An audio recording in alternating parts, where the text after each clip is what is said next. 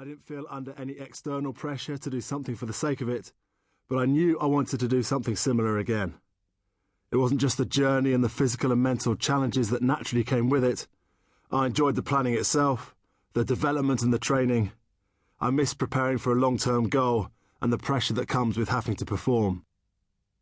But though I wanted to get stuck into another big challenge, there are a number of things I had to consider. The first being my family life. The Atlantic rowing race had nearly destroyed my marriage to Bev, and for me, nothing is worth risking that. It had been a problem of communication rather than an impasse. I'd avoided talking about rowing across the Atlantic with Bev until the last possible moment. And not surprisingly, she didn't feel included in the decision-making process. I hadn't explained why I'd wanted to do the row. I wasn't even sure myself. So for Bev, when she thought we might start having a normal family life and share the responsibilities more evenly, I instead told her I was rowing across the Atlantic. As diplomatic skills go, it was more Genghis Khan than Gandhi. So not surprisingly, it caused some tension. The press exaggerated her displeasure at my forthcoming voyage, printing articles that were hard for both of us to read. Such was the media assumption that our marriage was over, that while I was rowing across the Atlantic, there were photographers outside our house trying to get a picture of Bev having an affair.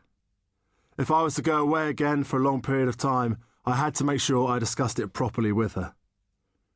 I also had to consider where my career was heading. I'd retired from rowing at 32 and, unfortunately, rowing didn't pay enough for me not to work again. I needed not only to get a job, but also to find a whole new career. I was lucky to still have plenty of opportunities because of my success at the Olympics, and a few new ones after the interest surrounding our 49 days at sea. But I still hadn't settled into a proper career. Could I afford to take such a big chunk of time away again? Besides which, would I want to do something else with Ben again? Despite having very different personalities and goals for the Atlantic row, we'd managed to find a way of working well together. Reaching that point involved a lot of frustration, tears and arguments, but by the time we stepped off the boat, we'd forged a close friendship. I was even best man at his wedding.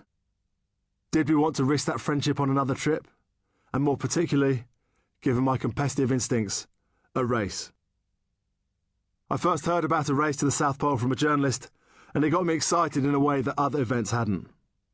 Since Norwegian explorer Roald Amundsen famously beat Captain Scott to be the first man to reach the bottom of the world in 1911, many others had mounted expeditions there.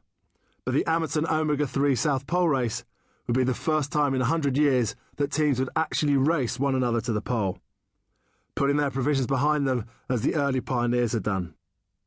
Like many people, I'd read about Amundsen's achievement, but I had no idea what it would actually feel like to be skiing in a whiteout at -50. I wanted to go there and experience a place so few people have been to.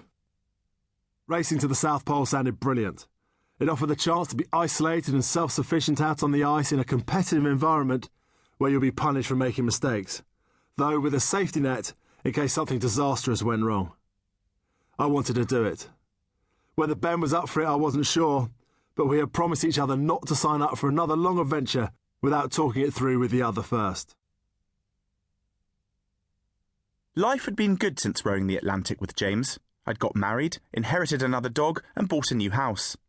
I'd started a new series for the BBC called Extreme Dreams, in which I took members of the public on life-changing challenges around the world.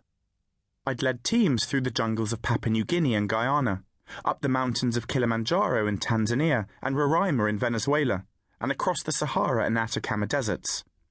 I'd loved the expeditions, but I wanted a real challenge, one that would test me to my limits.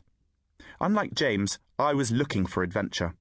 I wanted something with claws and teeth that would shake up my comfy life and remind me how lucky I was. James and I had become good friends. We'd travelled the world giving talks about our exploits, and in the intervening years, I'd begun to understand him. He's a complex character with an ability to overanalyze things, but he can also be incredibly thoughtful. One example will suffice. During our Atlantic row, we'd run out of drinking water. It was Christmas Day, and we'd promised to raise a glass of water to one another every Christmas, in homage to that dark moment of our voyage together. The following year, he sent me a Christmas present. It was an enormous box.